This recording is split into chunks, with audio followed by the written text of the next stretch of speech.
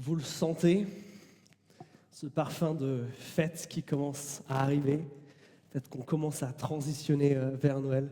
Merci d'ailleurs à toute l'équipe déco qui nous a mis l'église toute jolie. Merci beaucoup à vous. Et aujourd'hui, j'aimerais vous parler de quelque chose que j'ai découvert il n'y a pas si longtemps. L'histoire d'un homme qui s'appelle Godefroy de Bouillon. Non rigolo, mais c'est un des hommes qui a fait part de la première croisade qui allait jusqu'à Jérusalem, et c'était un chevalier. Et comme tous les chevaliers, moi j'aime bien ça. Mais cet homme, il a une caractéristique qui est assez incroyable. Alors qu'il était considéré comme un homme pieux, comme un homme saint, un homme qui ne se conduisait pas en barbare, on lui a proposé, une fois que Jérusalem était reprise, de prendre la couronne. Et il a eu cette fameuse phrase que vous avez peut-être déjà entendue: « Je ne porterai pas de couronne là où le Christ a porté une couronne d'épines. » Waouh! Ça, mes amis, ça s'appelle de l'humilité. Et moi, ça m'impressionne parce que je vais être honnête avec vous, je ne suis pas sûr que c'est une des qualités que j'ai. Et pourtant, c'est quelque chose de tellement important pour notre Dieu. C'est quelque chose qui est essentiel dans notre manière de l'adorer. Et aujourd'hui, j'aimerais vous montrer un texte qui nous parle d'humilité. Et on va aller dans le Nouveau Testament. Vous ne pouvez pas savoir à quel point je me réjouis de quitter la Genèse, pas parce que je ne l'aime pas, mais parce que je ne sais pas vous, mais moi, cet énorme vide en forme de Jésus qu'on sent dans toutes ces pages, au bout d'un moment, on veut voir la libération qui est en lui. Alors, ouvrez vos Bibles dans Luc chapitre 18. On va étudier une parabole de Jésus. Alors, pour ceux qui ne le savent pas, une parabole, c'est une histoire que va raconter Jésus. Et c'est une histoire qui va prendre des éléments de la vie réelle, mais qui a pour but d'enseigner une vérité profonde. Et donc, on va lire cette histoire, Luc chapitre 18, et nous commençons notre lecture au verset 9. Pour certains qui étaient persuadés d'être justes et qui méprisaient les autres, Jésus dit encore cette parabole. 2 hommes montèrent au temple pour prier. L'un était pharisien et l'autre collecteur des taxes. Le pharisien, debout, priait ainsi en lui-même. « Ô Dieu, je te rends grâce de ce que je ne suis pas comme le reste des hommes, qui sont rapaces, injustes, adultères, ou encore comme ce collecteur de taxes. Je jeûne 2 fois par semaine, je donne la dîme de tous mes revenus. » Le collecteur de taxes, lui, se tenait à distance. Il n'osait même pas lever les yeux au ciel. Mais il se frappait la poitrine et disait: « Ô Dieu, prends en pitié le pécheur que je suis. » Eh bien, je vous le dis, c'est celui-ci qui redescendit de chez lui justifié, plutôt que celui-là. Car quiconque s'élève sera abaissé, mais celui qui s'abaisse sera élevé. Une parabole qui nous parle, regardez, d'humilité, d'approcher Dieu avec cette humilité, la même que ce collecteur d'impôts la représente. Et aujourd'hui, je veux vous inviter à l'introspection. Aujourd'hui, je veux que nous puissions plonger nos regards dans ce que Jésus aime dans l'attitude de cet homme. Parce qu'à la fin de ce temps, je veux nous poser cette question. Est-ce que nous lui ressemblons? Est-ce que quand nous venons le dimanche à ces rassemblements, on se sent proche de son attitude? Aujourd'hui, je veux t'amener à examiner l'état de ton cœur quand toi aussi, tu vas prier, que ça soit ici ou que ça soit chez toi avec un plaid et un café, qu'importe. Quelle est ton attitude lorsque toi aussi, tu montes pour aller prier? Alors, on a une parabole. Et dans une parabole, et ça c'est un petit tips pour quand vous lisez la Bible, le plus important, c'est de comprendre qui sont les personnages. C'est toujours extrêmement clé de savoir qui sont les protagonistes de cette histoire. Alors là, on en a 2. On a 2 hommes qui font la même chose, qui grimpent sur la colline du temple pour aller faire exactement la même chose, prier Dieu. Ok ? Sauf que ils ont deux profils bien différents. Nous avons un pharisien et un collecteur d'impôts. Plus opposés, on ne peut pas faire. Le pharisien, c'est votre gars super spirituel, super religieux. Sa passion, c'est d'obéir à Dieu, de faire tout bien. Il connaît la Bible sur le bout des doigts, cet homme-là. Et d'apparence, on pourrait se dire, waouh, qu'est-ce qu'il est extraordinaire. Et de l'autre côté, nous avons un collecteur d'impôts. Et lui, il faut bien comprendre ce qui se passe. À cette époque, Israël n'est pas un pays indépendant, mais un pays occupé, colonisé par l'Empire romain. Et Rome n'est pas tendre, bien au contraire. Il mobilise un certain nombre de juifs pour, tel l'URSSAF, venir chercher des impôts, mais bien pire. Bien pire. Et il y a certains gens qui vont se rendre complices de ces exactions. C'est ce qu'on appelle les collecteurs de taxes. Dans notre langage courant, on appellerait ça des collabos. C'est l'équivalent d'un fonctionnaire lors du régime de Vichy. Pourquoi je vous dis ça? Parce que certains d'entre vous, leur vision du collecteur d'impôts, elle est plus influencée par la série The Chosen que par l'écriture. Et quand vous pensez collecteur d'impôts, vous pensez à ce petit Mathieu tout mignon, qui a un peu du mal socialement, un peu autiste sur les bords. C'est pas ça un collecteur d'impôts. Un collecteur d'impôts, c'est un traître. C'est un traître à sa nation. C'est un traître à Dieu. Voilà qui est cet homme. Alors, commençons à regarder. L'humilité, d'abord, mes amis, c'est une question de cœur. Et le cœur, il est révélé dans les prières que ces deux hommes font. Alors, regardons. Versets 11 et 12, on a cette prière du pharisien, qui dit ceci: « Ô Dieu, je te rends grâce que je ne suis pas comme le reste des hommes. » Regardez bien ça. Il commence par remercier Dieu. Ça, c'est plutôt pas mal, non? On en a parlé souvent ensemble que remercier Dieu, c'est important, qu'il faut arrêter de demander, mais à un moment, quand Dieu agit, il faut remercier. Ça a l'air d'être bon. Et puis regardez, il dit que c'est Dieu qui l'a rendu comme ça. Il rend gloire à Dieu parce qu'il n'est pas pareil. Sous-entendu, s'il est l'homme qu'il est, quelque part, c'est grâce à Dieu. On pourrait se dire, pas mal, il prie bien ce type. Mais la fin du verset 12... La fin du verset 11, et ce verset 12, nous montre que ce n'est pas le cas. On a un homme qui n'a pas compris ce que c'est que l'humilité, qui est dans une fausse reconnaissance ici. Et vous savez quoi? La fausse reconnaissance, et je vais vous expliquer ce que c'est, ça, c'est la véritable arrogance. C'est le contraire même de l'humilité. À la fin de sa prière, il se compare à d'autres. Et ça nous fait dire que non, il n'est pas si humble que ça. Regardez le nombre de jeux dans sa prière. Je te donne, je jeûne, je ne suis pas, et je te remercie. Je. La fausse humilité, elle est caractérisée par ça. Bien souvent, elle se maquille avec de la reconnaissance. Mais en vérité, son centre de gravité n'est pas Dieu, mais soi. Je suis faussement humble dans mon attitude quand je m'approche de Dieu. Quand dans mes prières, c'est moi le personnage principal.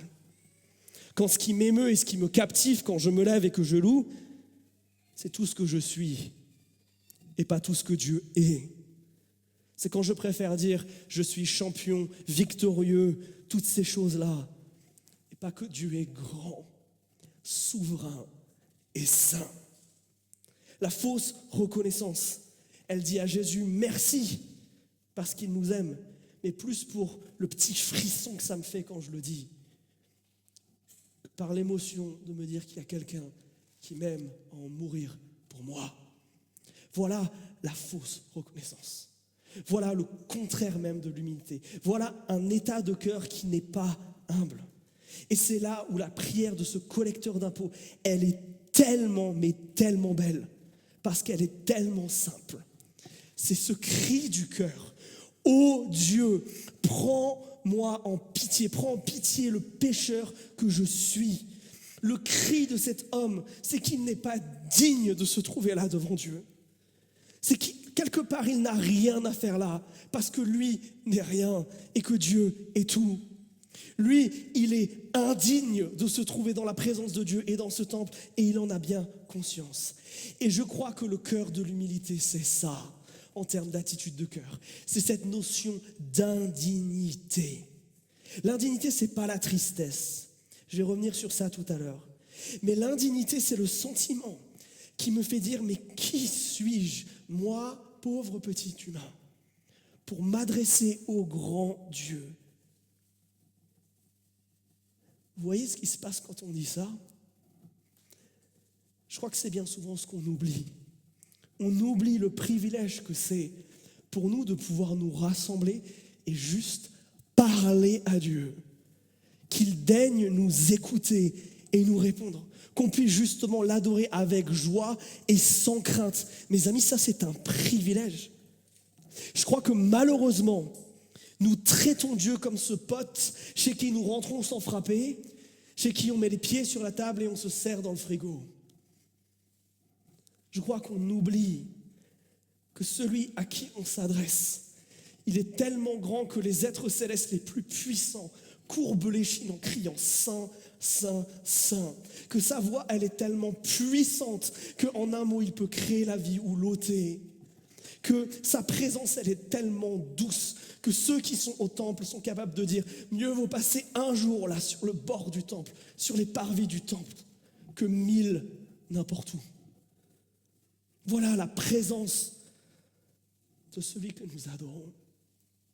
Mes amis, quand nous adorons Dieu humblement, ça commence dans cet état d'indignité. Et moi, je ne sais pas vous, et je me rends compte que bien souvent, je suis plus dans une fausse reconnaissance que dans un vrai sentiment de purée, je suis privilégié d'être là. Je n'ai pas le droit normalement de m'approcher d'un Dieu aussi saint, et pourtant je le peux. Ça, c'est la première chose à propos de l'humilité, c'est cet état de cœur qui me dit je ne devrais pas être là, mais pourtant quelle chance j'y ai d'y être. Deuxième chose, je vous ai parlé d'une fausse reconnaissance. Et peut-être que vous vous êtes dit, mais du coup, je ne sais pas comment faire la différence, moi. Je veux être reconnaissant pour ce que Dieu fait dans ma vie, mais comment je ne vais pas trop loin? Eh bien, je crois que la véritable humilité, elle nous amène à une comparaison, mais la fausse humilité, elle nous en amène à une autre comparaison. La question, en fait, c'est à qui tu te compares. Regardez le pharisien. Immédiatement, qu'est-ce qu'il dit? Je te rends grâce, pourquoi? Verset 11, parce que je ne suis pas comme les autres, parce que je suis mieux. Et même si je dis que c'est toi qui m'as rendu mieux, en fait, là, il est dans le péché. Parce que tout sentiment de supériorité qui me viendrait du fait que Dieu me bénisse, mes amis, c'est quelque chose qui lui déplaît et qui est profondément pécheur. Je suis dans l'arrogance quand je me sers de la bénédiction de Dieu comme d'une échelle pour monter au-dessus des autres.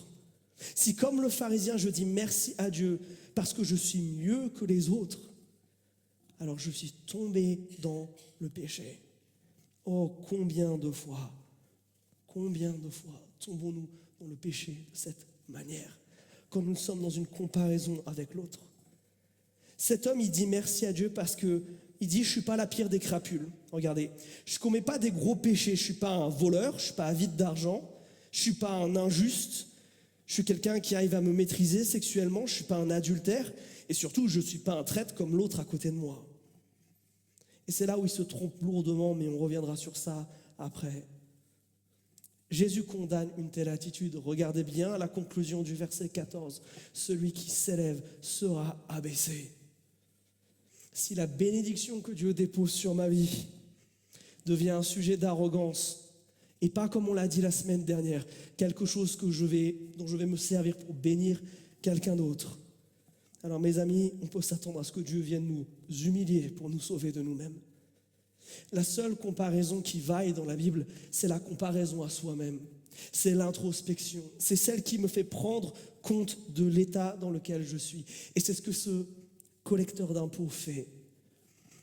Il se voit tel qu'il est, pécheur, en besoin d'être changé. Et je crois que malheureusement, c'est ce que nous oublions. Nous aussi, nous devrions apprendre à faire ceci. Dans l'Écriture, dans Galates chapitre 6, Paul nous dit ceci, que chacun examine son œuvre propre. Et alors, il aura de quoi être fier par rapport à lui-même et non par rapport à quelqu'un d'autre.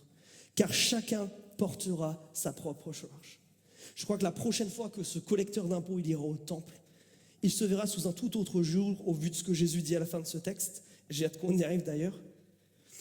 Et je crois que ce qui nous est dit là est tellement important. Tu ne dois pas chercher à te comparer à d'autres chrétiens, à comparer le temps que tu passes à lire ta Bible ou à prier, ce que tu as reçu de Dieu ou non, là où toi tu arrives à obéir alors que d'autres chutent. Non.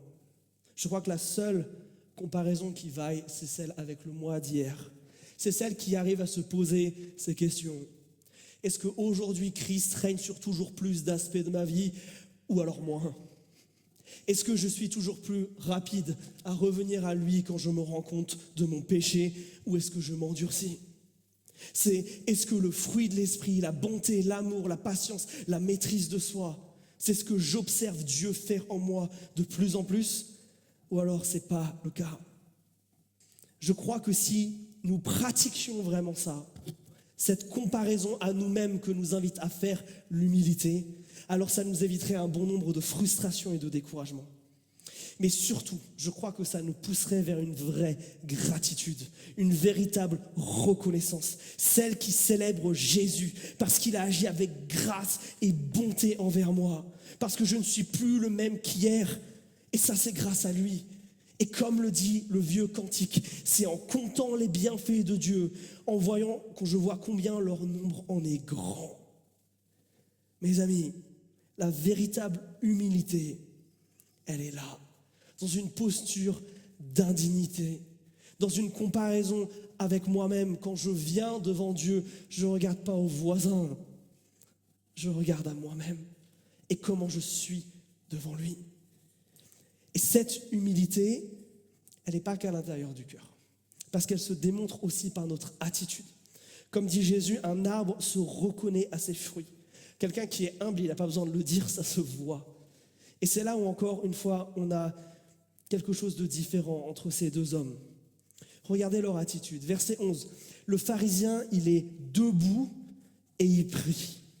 Alors là, rien de particulièrement choquant vu de l'extérieur. Cet homme prie debout, c'est la tradition chez les Juifs. C'est d'ailleurs pour ça que nous aussi, quand on chante, on a tendance à se lever. Comme ça, vous savez d'où ça vient. Ça vient de là. Mais son dialogue intérieur, sa prière, nous fait dire que c'est absolument pas neutre comme attitude chez lui. Oui, tout le monde pourrait faire ça, mais chez lui, ça veut dire quelque chose. Il est devant, il est debout, car il croit être supérieur. Sa piété n'a qu'un but, prouver sa légitimité d'être là. Cet homme veut être vu des hommes comme supérieur et être vu de Dieu comme supérieur aux autres. Et ça, justement, ça se voit dans la fin de sa prière. Au verset 12, quand il dit « moi, je jeûne 2 fois dans la semaine.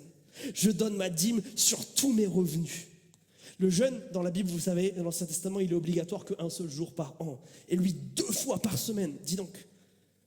La dîme, c'est le fait de donner 1/10 de ses revenus. C'est quelque chose que tu fais normalement une fois. Et je vous passe les détails techniques, mais lui, il est dans un excès là aussi, de zèle. Cet homme, en fait, il cherche à être vu, à paraître. Et c'est là où justement le collecteur d'impôts vient casser cette dynamique. Regardez lui comment il est physiquement. Lui, il est en retrait, il se tient à distance. Il n'est pas au devant de la scène, il est plutôt dans l'ombre sur les derniers rangs. Lui, il ne se met pas debout, lui, il n'ose même pas lever les yeux vers le haut. Lui, il se frappe la poitrine dans un geste de terreur et dans un geste de tristesse. Lui, ce qui l'intéresse, c'est ce que Dieu voit. Et c'est pour ça qu'il n'ose pas lever les yeux. Vous voyez ?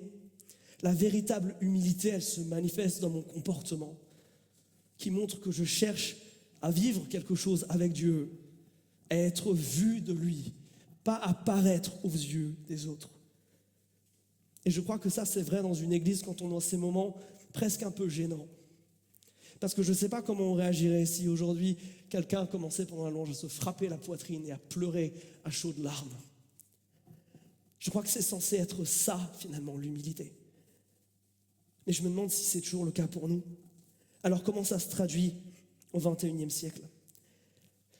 Eh bien, je dirais que la première chose, c'est qu'est-ce que tu as le plus préparé avant de venir ici ? Est-ce que c'est ta tenue ou est-ce que c'est ton cœur ? Qu'est-ce qui a pris le plus de temps? Parce que sachez que pour Jésus, il y en a un qui est plus sale que l'autre. Je m'inquiète quand venir au culte et adorer Dieu, c'est l'objectif secondaire. Parce que le principal, c'est à plaire à l'un ou à l'autre. Je considère ça comme un danger pour notre Église.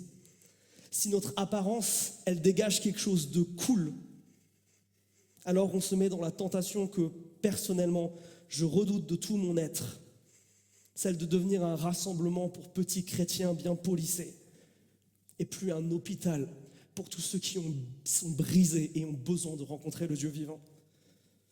Je m'inquiète quand j'entends de ta bouche que tu trouves cet endroit cool. Je m'inquiète quand notre comportement ne reflète pas ce que notre cœur est censé chercher en cet instant, un tête-à-tête avec le maître de l'univers. J'ai peur quand paraître est plus important qu'être. Quand je cherche dans le regard des autres ce que je devrais trouver à l'intérieur des bras de Christ. Je m'inquiète quand je te vois la semaine habillé différemment que comme je te vois le dimanche. Je m'inquiète. Je m'inquiète quand sur tes réseaux tu publies que tu as lu ta Bible au lieu de passer ce temps à la retenir et à supplier Dieu de t'apprendre à l'appliquer. Mes amis, la véritable humilité, elle s'est traduite finalement par une attitude très pratique. Avec quoi je m'approche devant Dieu? Avec quoi je viens ici? Est-ce que j'ai passé plus de temps à me réconcilier pour prendre la Sainte Seine avec mon frère? Ou alors à mettre des paillettes? Au final, cela traduit quelque chose. C'est sur quelle base nous venons devant Dieu? Sur finalement en quoi nous mettons notre confiance quand nous arrivons devant lui. Le pharisien, ici, il met sa confiance dans deux choses. Le fait qu'il est moins mal que les autres, qu'il fait des trucs moins graves, et le fait qu'il fait des trucs mieux. Le problème, c'est que ça ne tient pas bibliquement.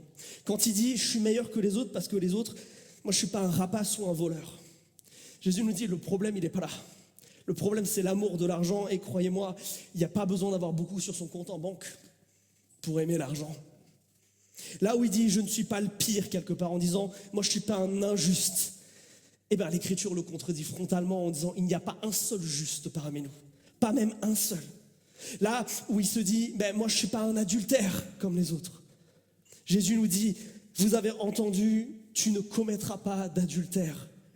Mais moi je vous dis, quiconque regarde une femme de façon à la désirer a déjà commis l'adultère avec elle dans son cœur. » Là où il dit, mais moi je suis de toute façon pas comme ce traître, comme ce collecteur d'impôts. Je suis quelqu'un qui ne fait pas autant de mal. Mais regardez quel est le standard de Jésus. Et moi je vous dis, aimez vos ennemis et priez pour ceux qui vous persécutent. En effet, si vous aimez ceux qui vous aiment, quelle récompense aurez-vous? Les collecteurs de taxes eux-mêmes n'en font-ils pas autant? Mes amis, nous manquons d'humilité quand notre impression, c'est qu'on est bien avec Dieu parce qu'on pêche moins. Si ton assurance, elle se base sur ça, alors tu t'illusionnes. Mais il y a autre chose, ce verset 12 là, son autre base, où il dit, mais moi je suis un chrétien plus à fond, je jeûne plus que recommandé, je suis plus généreux que les autres. Mais mes amis, je vais vous expliquer quelle valeur ça a aux yeux de Dieu. Et Valine, est-ce que tu veux bien me rejoindre? Ma chère sœur et moi, on va passer Noël ensemble. Et donc je commence à me creuser la tête pour lui trouver un cadeau. Peut-être, on verra. Mais imaginez-vous que le jour de Noël, j'arrive et je dise « Evaline, je t'ai offert ce magnifique collier. Regarde, je l'ai fait de mes mains. J'espère qu'il te plaît. T'as vu comme il est beau. Tu peux te rasseoir avec. » Imaginez un instant, messieurs, que vous arriviez et que vous donniez ça à votre épouse. Je pense que vous dormez dehors. Mes amis, quand nous offrons nos bonnes œuvres à Dieu, c'est exactement ce que nous faisons. On lui offre des colliers de nouilles. Ça n'a absolument aucune valeur. Aucune. Peut-être, vous qui êtes maman, vous avez reçu pour la fête des mères ce fameux collier de nouilles. Évidemment, ce qui vous a touché, ce n'est pas la valeur de l'objet, il n'y en a aucune. C'est le fait que votre enfant vous l'offre. Mais c'est la même chose avec Dieu. Si ma confiance, elle vient du fait que cette semaine, purée, je me suis bien comporté. Cette semaine, j'ai réussi à donner aux pauvres. Cette semaine, j'ai réussi à maîtriser. Cette semaine, j'ai réussi à aimer mon ennemi. Mes amis, on passe à côté. Parce que si c'est ça, la fondation devant laquelle on arrive devant Dieu, mes amis, on est foutus. Parce qu'aucun acte que nous faisons n'est assez bien. Parce que le standard de Dieu, c'est la perfection elle-même. Si j'arrive avec quelque chose que ce soit dans les mains, les amis, ça veut juste dire que j'ai les mains trop pleines pour recevoir ce que Dieu veut me donner. C'est pour ça qu'il faut que j'arrive les mains vides devant Dieu. Et c'est ça que fait ce collecteur d'impôts. Regardez, il ne demande rien à Dieu, verset 13, mais il le supplie. Il n'exige rien, mais il se répand devant lui en ne demandant qu'une seule chose, grâce, que Dieu le pardonne. Et ça, mes amis, ça doit être la fondation sur laquelle nous bâtissions notre présence ici. Dieu ne nous doit rien. Et nous ne pouvons rien mériter.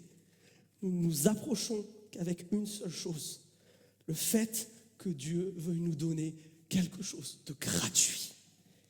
Et je crois que cet homme a tout compris. Parce que justement, il arrive les mains vides devant Dieu. Des mains vides qui du coup peuvent recevoir son pardon. Et il exemplifie ici quelque chose que Dieu désire profondément. Dans le psaume 51, David, en se repentant, dit ceci. Tu ne désires pas que je t'offre un sacrifice. Tu ne désires pas que je te donne des 100 et des 1000. Même un sacrifice entièrement consumé ne pourrait te plaire. C'est-à-dire le meilleur sacrifice dans la loi juive. Non. Oh Dieu, le sacrifice que je t'offre, c'est moi-même. Mon orgueil brisé. Oh Dieu, tu ne refuses pas mon cœur complètement brisé. La fondation de cet homme, ce sur quoi il bâtit sa confiance, et là où se trouve la vraie humilité, c'est quand je l'attire non pas de ma sanctification, mais du fait que Jésus-Christ soit mort pour moi. Uniquement basé sur le fait que Dieu veuille bien me faire du bien. Voilà la vraie humilité. Encore une fois, cet homme n'a aucune belle œuvre à apporter. C'est un traître. Il a une telle conscience de ça, cet homme, que ça l'amène à s'en frapper la poitrine. C'est un geste de tristesse profonde qui dit justement qu'il ne mérite pas d'être là et que son seul espoir, c'est que Dieu fasse quelque chose pour lui. Et vous savez quelle est la bonne nouvelle?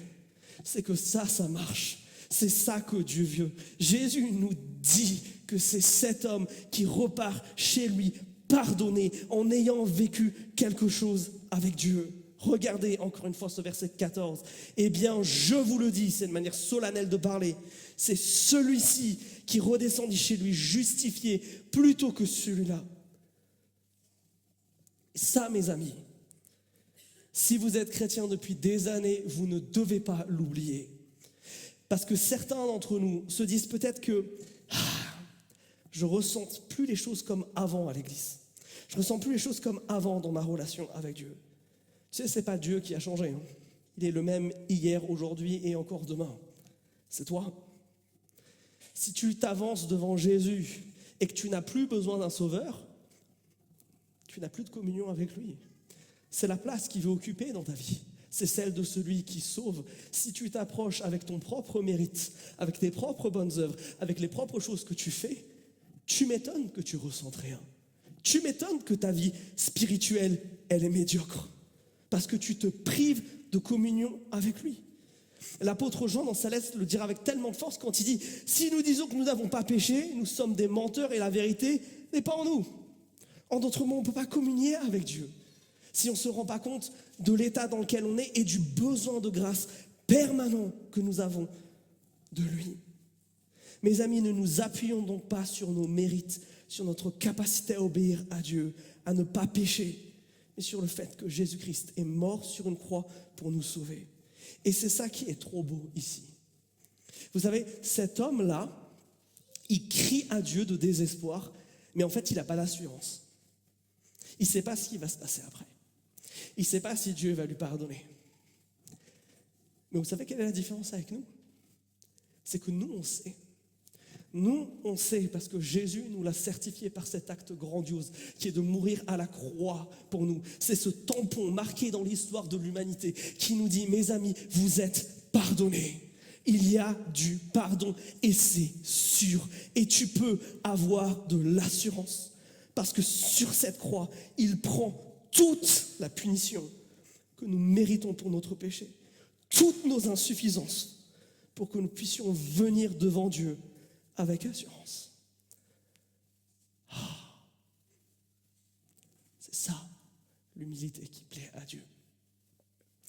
Et cette humilité, elle a des conséquences, et des vraies conséquences qui sont différentes.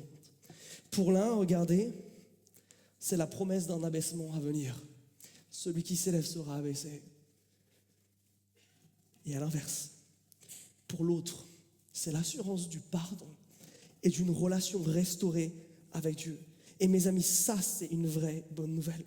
Parce que comme je le disais à l'instant, là où le collecteur d'impôts pousse un cri de détresse sans avoir d'assurance, nous chrétiens, nous en avons à cause de ce que Jésus-Christ a fait pour nous. Regardez la conclusion du chapitre 4 de la lettre aux Hébreux. À cause de tout ce que Jésus a fait, approchons-nous donc avec assurance.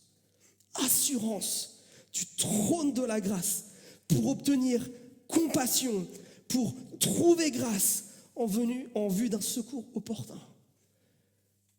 Ça, c'est incroyable. Parce que Jésus a payé pour absolument tous tes manquements et tous tes péchés. Tu peux venir devant Dieu sans aucune crainte, avec juste tes mains vides, en disant, s'il te plaît, Seigneur, fais-moi grâce encore une fois. Alors mes amis, je vous repose la question du début. Avez-vous loué Dieu de manière humble aujourd'hui et ces derniers temps? C'est pour ça qu'on a retiré tous les instruments aujourd'hui. Pour pas qu'on soit emporté peut-être par le flot des émotions. On a des super musiciens, c'est pas la question. Mais ils peuvent faire la musique la plus belle du monde. Si nos cœurs ne sont pas humbles, ce qu'on apporte à Dieu, c'est juste du bruit. Et ça, c'est la vraie question. Est-ce que tu viens ici vraiment humble, avec ce sentiment d'indignité? Est-ce que quand tu viens à l'église, tu en ressors en commérage et en comparaison avec autrui, en célébrant Dieu parce que tu vois qu'il prend soin de ton cœur? Est-ce que ça se traduit et ça se voit dans ton comportement, où tu cherches l'humilité et la simplicité de cette relation avec Dieu? Tu as bien compris que ce qu'il voulait, c'était tes mains vides? Est-ce que la base sur laquelle tu t'approches de lui, c'est ce que Jésus-Christ a fait pour toi, ou c'est ce que tu essayes de faire pour lui? Et enfin, est-ce que tu repars avec ce cri du cœur d'être pardonné, d'être justifié, d'avoir un Dieu qui t'aime et qui ne t'abandonnera jamais? Au final, je crois que l'humilité, c'est ça. Venir avec humilité, c'est ça. C'est à réaliser avec un pincement au cœur que je ne mérite pas d'être là, mais avec un sourire au coin des lèvres, que Dieu m'accueille avec grâce. Ça devrait ressembler à ça, notre attitude. Et on s'apprête à rentrer dans des temps de fête qui sont hyper importants. On s'apprête là à fêter le moment où Dieu rentre lui-même dans l'histoire, où Jésus vient en tant qu'humain. Le moment où enfin les ténèbres vont commencer à cesser, où enfin il va y avoir de l'espoir qui va commencer à arriver. Passons ce temps-là dans une vraie adoration humble qui fait plaisir à Christ et qui va réjouir nos cœurs. Et je vous propose de commencer maintenant, de répondre à ce que l'Esprit Saint nous dit dans ce texte.